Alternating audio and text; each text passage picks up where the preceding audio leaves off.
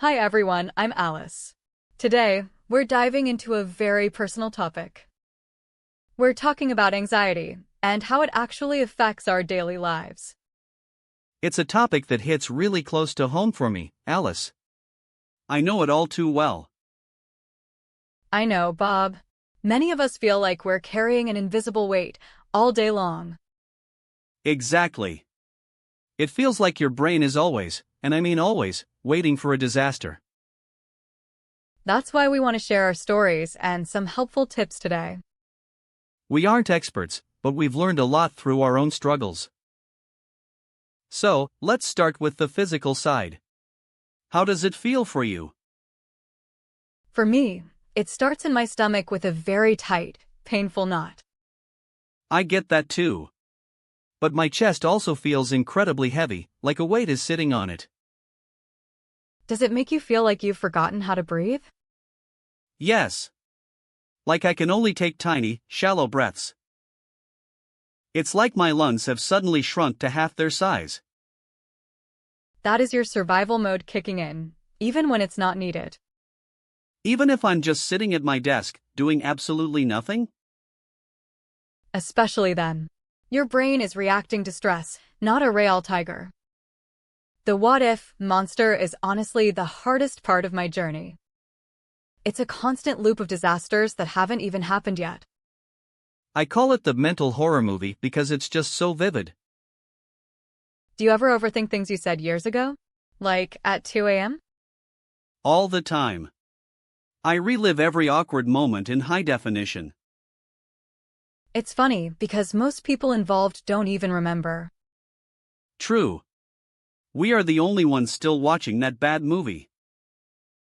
I really need to learn how to change the channel in my head.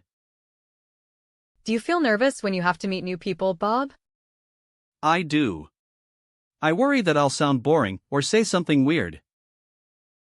I usually just stand near the food to avoid making eye contact. Snacks are the best shield for social anxiety, aren't they? If I'm eating, I have an excuse not to talk for a few seconds. I also find myself playing with any dog I find at a party. Dogs are great. They don't care about your social skills at all. Exactly. They just want to scratch behind the ears and some love. When the panic starts rising, my first tool is always my breath. People say just breathe, but it's much harder than it looks. The secret is to make your exhale much longer than your inhale. That's what actually tells your heart rate to slow down properly. I tried it during a big meeting last week, and it really worked. That's great. It's like a secret remote control for your nerves. I'm going to use that remote more often from now on. I never realized I had that much power over my own body. Another trick I use is the 5-4-3-2-1 grounding technique. Wait, how does that work? I've heard the name before. You name 5 things you see, 4 you can touch, and 3 you hear. Then, 2 things you can smell, and 1 thing you can taste. It sounds like a game to distract your brain from the fear. It is. It anchors you to the present moment very effectively. I guess you can't worry about next week if you're looking for a red pen. That is a very practical way to snap out of a spiral. Do you check your phone the second you wake up, Bob?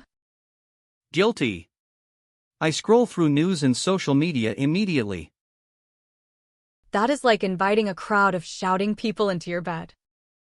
You're feeding your brain stress before you've even had water. No wonder I feel overwhelmed before I even reach the kitchen. Try leaving your phone in another room for the first 30 minutes. I'll try it tomorrow.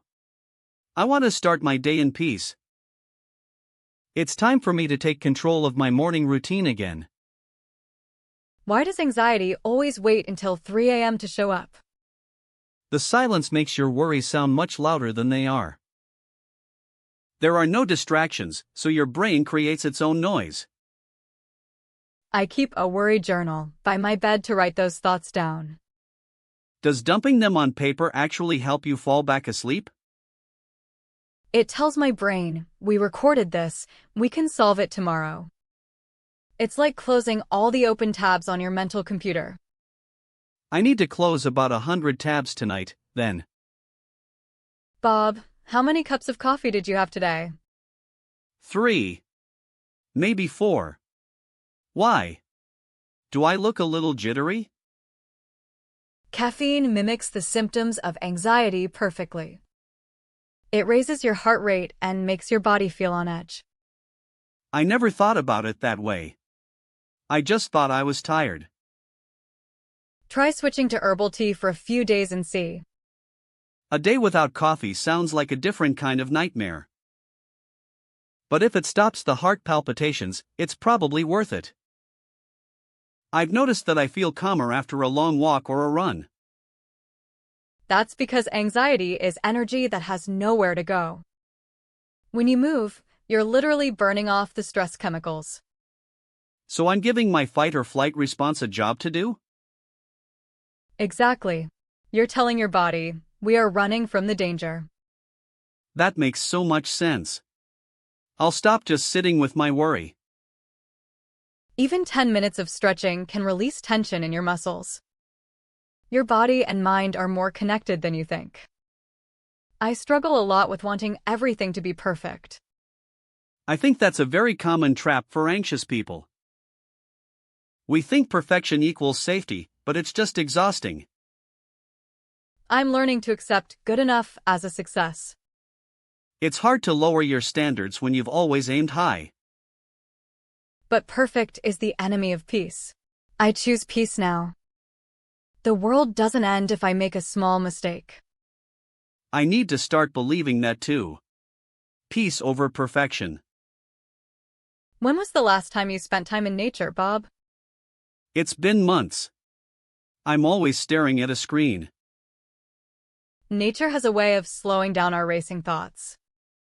The color green is naturally calming for our nervous systems. I notice that I breathe deeper when I'm surrounded by trees. We weren't meant to live in gray boxes all day long. I'm going to plan a hike for this Sunday. I need it. No phone, no emails, just the sound of the wind. Sometimes, self-help tools aren't enough, and that's okay. I agree. There is no shame in seeking professional help. It's like going to the gym for your mental health. Therapy taught me that my thoughts are not necessarily facts. That is such a powerful realization to have. It really is. You don't have to believe everything you think. I think I need to remind myself of that every single hour. Our brains can be very convincing liars sometimes. I use a circle of control to manage my worrying thoughts. How does it work? I could use some more control. You focus only on your actions, your words, and your reactions. Everything else, like the weather or the news, is outside the circle. So, if I can't change it, I shouldn't give it my peace? Exactly. Worrying about things outside the circle is wasted energy. That sounds simple, but it's very hard to practice daily. I'll start by writing down my circle before I go to sleep. Routine is my anchor. It makes the world feel predictable. Anxiety hates predictability, so it's a great defense. I usually just wing it, and I always feel scattered.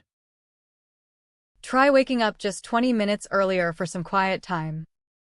No emails and no social media for those 20 minutes? Exactly. Just you, your coffee, and the morning light. That sounds like a much better way to start the day. I'm going to set my alarm right now for tomorrow morning. Music can literally change your heart rate in minutes. I have a calm down playlist with lots of lo-fi beats. It helps me block out the noise when I'm working. I love listening to the sound of rain to fall asleep. The rhythmic sounds are very soothing for a racing mind. Try to find the sounds that make you feel safe and steady. It's a small way to curate your environment for peace. I'm putting my headphones on the second we finish this. Saying no used to give me so much anxiety, Bob. Are you a people pleaser too? I always worry about disappointing others. I was.